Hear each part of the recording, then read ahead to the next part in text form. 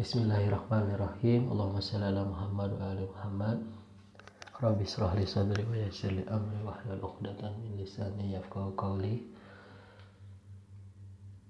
Allahumma rzuqna taufiqat ta'ah wa badal ma'siyah wa sidqan niyya wa irfanal hurmah. Bismillahirrahmanirrahim. Assalamualaikum warahmatullahi wabarakatuh. Sebelumnya kita telah membahas metode umum dalam penulisan bab 1 mengenai poin 1, 2, 3, 4 telah kita bahas. Pada video yang kedua ini kita akan membahas kelanjutan dari metode umum dalam penulisan. Dalam metode umum dalam penulisan di bab 1 ini ada 8 poin. 1, 2, 3, 4 telah kita bahas. Dan selanjutnya kita akan membahas kesesuaian gaya bahasa dengan jenis tulisan.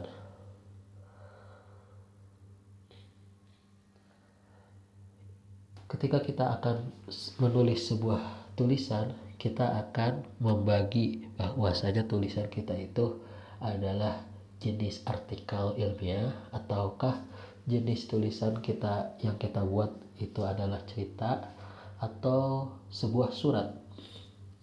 Jadi ada beberapa gaya bahasa dalam tulisan. Jadi kita harus menyesuaikan gaya bahasa itu dengan tulisan yang akan kita tulis. Jadi di poin kelima ini kita akan menyesuaikan gaya bahasa dengan jenis tulisan yang kita akan buat. Di sini Al-Fakir akan membawa beberapa jenis tulisan. Kemungkinan kita akan membawa jenis tulisan sebuah artikel ilmiah, dan yang kedua jenis tulisan cerita pendek, dan yang terakhir jenis tulisan surat pribadi. Biasanya dalam gaya bahasa sebuah penulisan, biasanya artikel ilmiah itu tulisannya, gaya bahasanya itu formal atau objektif. Biasanya dalam jenis tulisan artikel ilmiah itu berbahasa atau bergaya formal dan bergaya objektif. Seperti contohnya, penelitian ini menunjukkan bahwa seperti ini. Jadi lebih formal dalam gaya bahasanya. Sedangkan jenis tulisan seperti cerita, biasanya gaya bahasanya itu naratif atau deskriptif. Seperti contohnya, hari itu langit tanpa kelabu, seperti bla bla bla bla. Jadi dia lebih deskriptif. Jadi narasinya itu naratif. Itu jenis tulisan dengan gaya bahasanya. Dan jenis tulisan selanjutnya seperti surat pribadi. Biasanya kalau surat pribadi itu gaya bahasanya santai atau personal. Di sini Al-Fakir membawa slide tentang jenis tulisan dan gaya bahasanya seperti ini. Artikel ilmiah biasanya atau tulisan sebuah artikel ilmiah, gaya bahasanya itu adalah formal atau objektif. Jadi menunjukkan dia biasanya membawa dalil atau bukti yang tepat. Itu artikel ilmiah. Itu adalah jenisan tulisan dengan gaya bahasa artikel ilmiah seperti itu. Sedangkan biasanya jenis tulisan atau cerita pendek, gaya bahasanya itu naratif atau deskriptif. Jadi lebih membaur ke puitis. Jadi tidak begitu ilmiah. Jadi langit tanpa kelabu seperti itu. Sedangkan jenis tulisan seperti surat pribadi, biasanya gaya bahasanya itu santai. Seperti contoh yang Al-Fakir bawa, hai, semoga kamu sehat selalu ya. Jadi lebih personal, lebih santai. Ini poin kelima. Jadi untuk menulis sebuah tulisan, kita harus menyesuaikan gaya bahasa yang akan kita tulis. Jika kita ingin menulis sebuah karya ilmiah atau artikel ilmiah, maka bahasanya harus formal dan objektif. Dan jika kita ingin menulis sebuah tulisan seperti cerita, harus bergaya naratif. Sedangkan kalau surat pribadi, gayanya itu santai atau personal. Ini poin kelima mengenai metode umum dalam penulisan. Poin berikutnya, biasanya kita akan membawa si pembaca itu lebih nyaman. Jadi poin berikutnya kita akan fokus kepada keterpaduan antar paragraf. Jadi si pembaca dengan si penulis harus berusaha tulisannya itu membuat si pembaca lebih nyaman, lebih mengikuti alur. Jadi keterpaduan antar paragraf. Jadi antar paragrafnya itu saling sinkron atau saling menyambung. Seperti halnya ketika kita membahas api seperti apa, udah gitu kita bawa api itu berbentuk seperti ini, terus dampak dari api apa, seperti asap. Jadi si penulis ketika mengenalkan api, dia harus membawa tulisan tersebut agar si pembaca mengikuti alur apa yang tersedia dalam tulisan. Pertama, mengenal api seperti apa, bentuk api seperti apa, akibat dari api seperti apa, seperti itu. Jadi urutannya itu lengkap. Jadi si pembaca tidak bosan. Jadi kalau Al-Fakir bawa adalah keterpaduan antar paragraf. Jadi antar paragrafnya itu saling memadu. Seperti contohnya kita membaca adalah sebuah kebiasaan positif. Selain itu, membaca juga meningkatkan daya ingat. Oleh karena itu, kebiasaan orang yang membaca harus ditanam sejak dini. Itu contoh konkretnya dari Al-Fakir. Yang Al-Fakir bawa seperti ini. Tulisan yang baik harus mengalir dengan logis antar paragraf. Jadi antar paragrafnya itu saling sinkron atau saling masuk akal. Contohnya seperti yang tadi Al-Fakir sebutkan, membaca adalah kebiasaan positif. Selain itu, membaca juga meningkatkan daya ingat. Oleh karena itu, kebiasaan membaca perlu ditanamkan sejak dini. Ini ada tulisan yang Al-Fakir kapitalkan seperti selain itu, oleh karena itu. Jadi setiap paragrafnya itu saling menyambung. Setiap paragrafnya itu masuk akal atau logis. Seperti kita mengenalkan api seperti apa, bentuk api seperti apa, dampak dari api itu seperti apa. Jadi semuanya itu logis. Kita membahas supaya pembaca itu masuk ke alur yang apa yang kita tulis. Seperti contoh Al-Fakir bawakan, membaca adalah kebiasaan positif. Selain itu, otomatis si pembaca akan mengikuti alur itu. Membaca juga meningkatkan daya ingat. Daya ingat. Jadi ketika kita melihat sebab akibatnya seperti ini.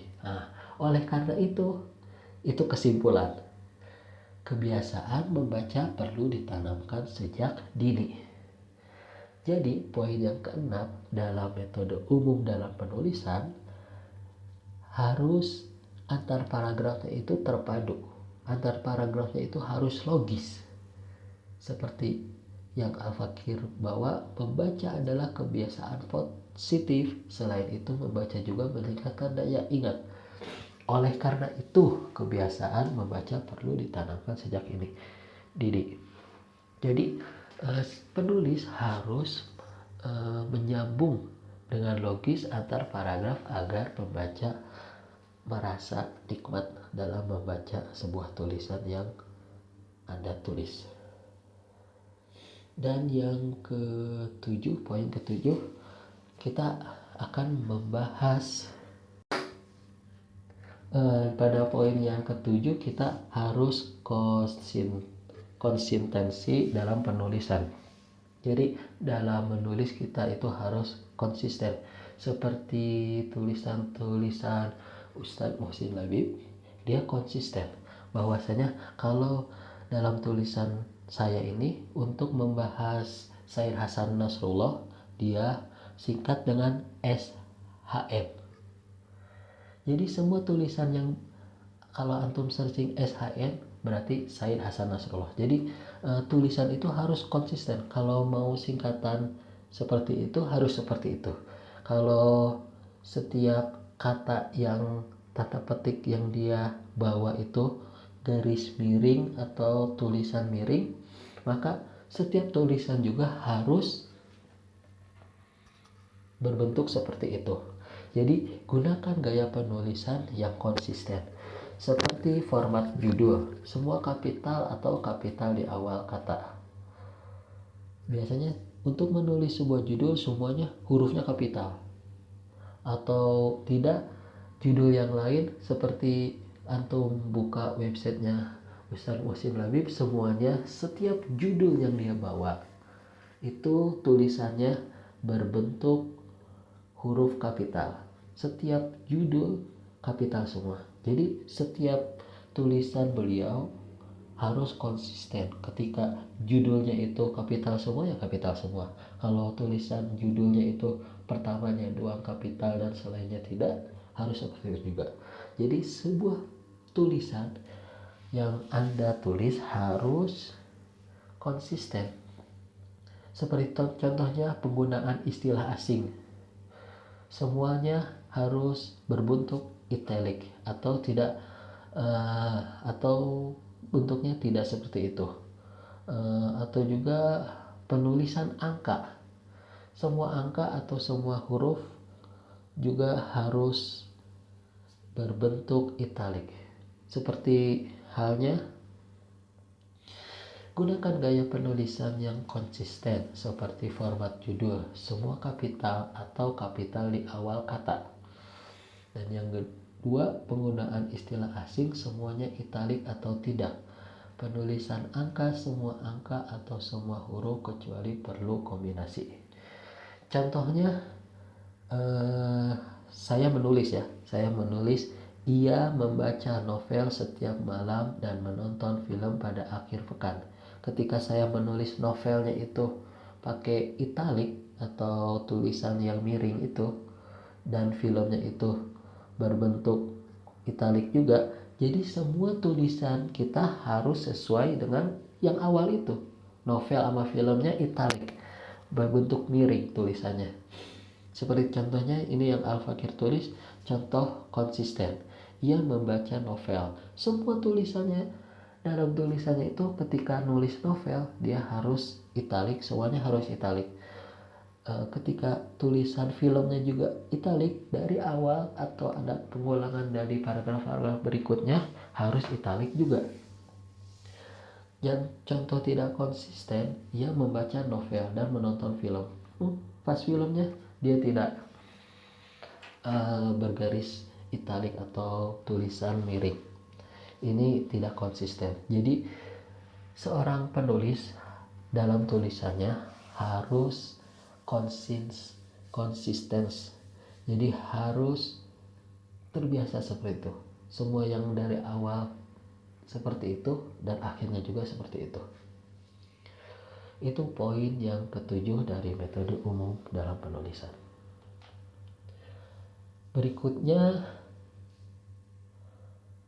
Poin berikutnya adalah poin ke-8, efisiensi dan kejelasan kalimat. Poin ke-8, kalimat yang kita tulis itu harus ringkas. Tulisan kita itu harus jelas dan tulisan kita itu tidak bertele-tele. Jadi penulis ketika ingin menulis, tulisannya itu harus pertama tidak bertele-tele, dan yang kedua tulisannya itu harus jelas, dan yang terakhir tulisannya itu harus ringkas, padat. Seperti contohnya, gunakan kalimat ini atau kalimat orang penulis dengan tulisan yang ringkas, jelas, dan tidak bertele-tele. Contohnya, siswa harus mematuhi peraturan sekolah. Ini kalimat ringkas, kalimat ini jelas, kalimat ini tidak bertele-tele. Contoh salahnya, para siswa di sekolah yang berada di lingkungan tersebut harus mematuhi peraturan-peraturan yang telah ditetapkan oleh pihak sekolah. Jadi kalimatnya itu terlalu bertele-tele, panjang. Padahal kalau kita ringkas bisa. Seperti yang jadi para siswa di sekolah yang berada di lingkungan tersebut harus mematuhi peraturan-peraturan yang telah ditetapkan oleh pihak sekolah. Jadi kalau kita ringkas itu, kita bisa. Seperti siswa harus mematuhi peraturan sekolah, selesai. Dan kalimat siswa harus mematuhi peraturan sekolah itu sudah jelas dan bisa mewakili yang tadi bertele-tele itu. Seperti contoh, para siswa di sekolah yang berada di lingkungan tersebut harus mematuhi peraturan-peraturan yang telah ditetapkan oleh pihak sekolah. Ini juga dalam mematuhi peraturan-peraturan, cukup mematuhi peraturan-peraturannya nggak perlu diulang. Jadi kita harus ringkas sebuah tulisan kita agar si pembaca tidak bosan, agar si pembaca tidak merasa terbebani. Oh, ternyata maksudnya ini, harus patuh doang. Jadi si pembaca lebih renyah untuk membaca tulisan Anda. Jadi dalam bab pertama itu di poin ke-8 kita harus menjelaskan tulisan kita itu secara ringkas. Yang penting jelas. Kalau kita ringkas tapi tidak jelas, tidak akan membawa pembaca merasa paham. Ada yang contoh yang tadi saya bawa, siswa harus mematuhi peraturan sekolah. Terus kita ringkas, siswa di sekolah harus teratur. Itu tidak jelas. Itu tidak jelas. Siswa di sekolah harus teratur. Tidak jelas. Jadi ketika kita ringkas sebuah tulisan yang sebelumnya bertele-tele, harus jelas. Jadi kalimat yang kita tulis itu harus jelas supaya pembaca memahami apa yang kita bawakan. Seperti contohnya ini yang Al-Fakir bawa, siswa harus mematuhi peraturan sekolah. Yang sebelumnya, para siswa di sekolah yang berada di lingkungan tersebut harus mematuhi peraturan-peraturan yang telah ditetapkan oleh pihak sekolah. Jadi tahapannya kita nggak apa-apa nulis bertele-tele dulu. Setelah kita tulis bertele-tele atau panjang, kita ringkas. Dengan syarat apa? Yang kita ringkas itu jelas.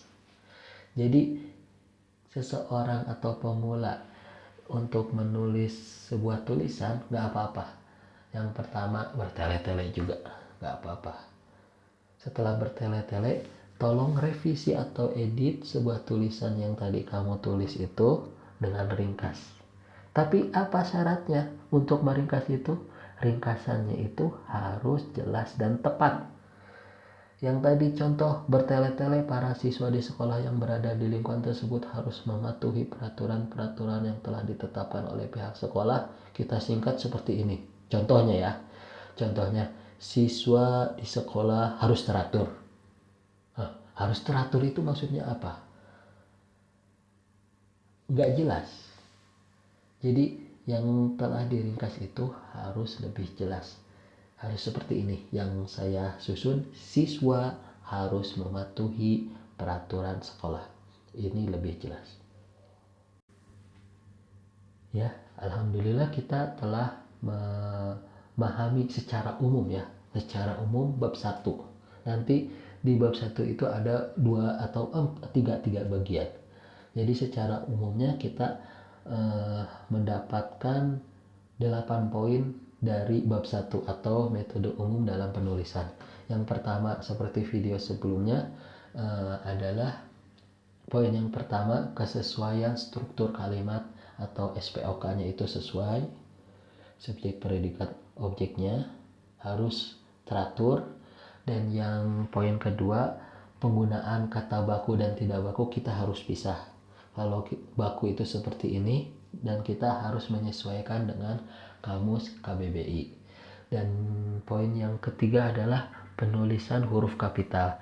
Jadi huruf kapital dalam penulisan itu apa saja, seperti yang sebelumnya Al-Fakir katakan, seperti awal kalimat nama orang itu harus besar, huruf kapital awalnya, nama tempat, nama negara seperti itu, atau nama institusi atau lembaga atau sebuah judul. Dan poin yang keempat, kita telah membahas seperti penggunaan tanda baca yang tepat. Seperti video sebelumnya, Al-Fakir bawa masalah tanda baca titik. Titik itu fungsinya seperti apa? Fungsinya mengakhiri kalimat. Terus tanda baca koma, fungsinya seperti apa? Memisahkan unsur-unsur setara.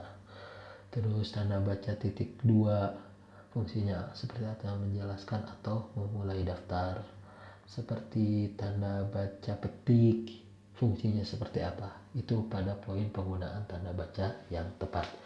Dan poin berikutnya yang video kedua ini, seperti kesesuaian gaya bahasa dengan jenis tulisan. Jadi ketika kita ingin menulis jenis tulisan sebuah artikel ilmiah, gaya bahasanya harus formal. Jenis tulisan cerita pendek, gaya bahasanya harus naratif. Jenis tulisan surat pribadi, gaya bahasanya harus santai dan personal. Seperti itu. Dan poin selanjutnya pada poin ke-6 adalah keterpaduan antar paragraf. Jadi setiap paragrafnya itu harus logis, harus menyatu seperti yang tadi Al-Fakir bawakan. Jadi paragraf yang pertama, membaca adalah kebiasaan positif. Selain itu disambungkan, membaca juga meningkatkan daya ingat. Akibatnya apa? Oleh karena itu atau kesimpulannya adalah kebiasaan membaca perlu ditanamkan sejak dini. Jadi setiap antar paragrafnya itu harus mengalir dengan logis. Dan poin ketujuh, konsistensi penulisan. Jika sebelumnya itu kita tulis dengan italik, ya selanjutnya juga italik. Kalau sebelumnya kita tulis dengan kata singkatan seperti tulisan-tulisan Muhsin Labib, SHN Said Hasan Nasrullah, dia juga pada tulisan-tulisan berikutnya SHN. Terus pada judul-judul di website muhsinlabib.com, semua judulnya itu semuanya pakai huruf kapital. Semua judul pakai huruf kapital seperti ini. Jadi seorang penulis harus konsisten pada tulisan yang dia buat. Dan yang terakhir pada poin ke-8 adalah efisiensi dan kejelasan kalimat. Yang penting kalimatnya itu jelas dan tidak bertele-tele. Seperti yang tadi kita bahas, ketika kita menulis, tidak apa-apa tulisan kita pertama-tama bertele-tele dan panjang sampai si pembaca pasti bosan. Terus kita ringkas. Nah, yang penting ketika setelah kita ringkas atau kita padatkan, yang telah kita ringkas itu jelas. Itu yang terpenting, agar si pembaca mengetahui bagaimana kesimpulan-kesimpulan yang harus diterapkan dalam tulisan yang telah dia baca. Dan masih dalam metode umum dalam penulisan, yakni bab pertama, kita akan bawa sebuah contoh yang dari 8 poin tersebut. Di sini Al-Fakir membawa contoh paragraf yang sesuai dengan aturan umum penulisan yang tadi 8 kita bawakan. Jadi gini, kalau kalian mahasiswa ingin nulis, jangan fokus ke judul dulu. Yang penting isi yang akan dibawa. Pokoknya tulis aja bertele-tele seperti ini. Yang Al-Fakir bawakan, menulis setiap hari memberikan banyak manfaat bagi perkembangan kemampuan berpikir dan berbahasa. Selain meningkatkan keterampilan menulis, kegiatan ini juga dapat membantu seseorang lebih memahami ide dan gagasannya sendiri. Oleh karena itu, menulis secara rutin sangat dianjurkan, terutama bagi pelajar dan mahasiswa. Jadi yang penting tujuan kita apa? Yani menulis setiap hari. Kita tulis dulu aja apa yang di benak kita, seperti yang Al-Fakir tulis ini. Nanti judul mau gak mau muncul sendiri. Setelah kita ulang tulisan-tulisan yang bertele-tele itu yang kita tulis, judul akan muncul sendiri dan membuat judul yang pas bagi kita. Itu biasanya orang-orang penulis seperti yang lainnya, dia tidak terfokus judulnya apa dulu ya, tidak. Isi tulisannya itu seperti apa dulu, tulis, itu yang terpenting. Ini yang Al-Fakir bawa kan berjudul manfaat menulis setiap hari. Manfaat menulis setiap hari itu sebelumnya Al-Fakir tidak bermaksud ke situ. Walhasil Al-Fakir nulis, nulis setiap hari itu gini. Pas gitu muncul tema yang sesuai dengan tulisan Al-Fakir. Sebelumnya ini sebetulnya panjang. Terus Al-Fakir ringkas, tapi kok kurang jelas. Dirombak lagi atau direvisi supaya si pembaca renyah. Udah gitu, lebih baik judulnya seperti ini. Baru Al-Fakir bawa judulnya manfaat menulis setiap hari. Kita baca ya. Menulis setiap hari memberikan banyak manfaat bagi perkembangan kemampuan berpikir dan berbahasa. Selain meningkatkan keterampilan menulis, kegiatan ini juga dapat membantu seseorang lebih memahami ide dan gagasannya sendiri. Oleh karena itu, menulis secara rutin sangat dianjurkan, terutama bagi pelajar dan mahasiswa. Ini tulisan yang Al-Fakir semua tulis. 8 poin dari metode umum dalam penulisan semuanya ada. Kita teliti. Yang pertama, kesesuaian struktur atau SPOK-nya ada. Penggunaan kata bakunya juga ada. Penulisan huruf kapital juga ada. Biasanya kan huruf kapital itu di awal-awal itu juga ada. Penggunaan tanda baca yang di sini Al-Fakir bawa koma-koma. Tanda baca koma. Jadi memisahkan unsur-unsur seperti selain meningkatkan keterampilan menulis, koma. Terus apa lagi? Yang poin selanjutnya, gaya bahasanya. Gaya bahasa ini lebih artikel ilmiah. Jadi tulisan yang Al-Fakir tulis itu lebih artikel ilmiah. Gayanya apa? Formal, ya kan? Tabiat formal. Dan poin selanjutnya, antar paragrafnya apakah logis atau tidak? Logis. Di sini seperti saya bawa, oleh karena itu. Selain oleh karena itu menyambungkan antar paragraf agar logis si pembaca lebih ikuti alur. Dan yang selanjutnya konsistensi penulisan juga ada. Di situ Al-Fakir bawa masalah menulis, tulis gitu. Beberapa kali tulisan. Tidak Al-Fakir bawa dengan italic atau kata besar, tidak. Terus kejelasan juga dalam tulisan ini juga ada. Jadi metode umum dalam penulisan secara umum ya, secara umumnya seperti ini. Jadi ada 8 poin yang harus kita bawa untuk memahami penulisan, atau seorang penulis itu harus seperti ini, seperti itu ya. Sekian dari Al-Fakir, wabillahi taufik wal hidayah. Assalamualaikum warahmatullahi wabarakatuh.